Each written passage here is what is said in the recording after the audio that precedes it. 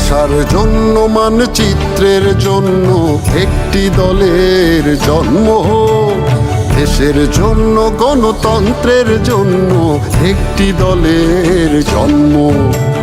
ভাষার জন্য মানচিত্রের জন্য একটি দলের জন্ম, দেশের জন্য গণতন্ত্রের জন্য একটি দলের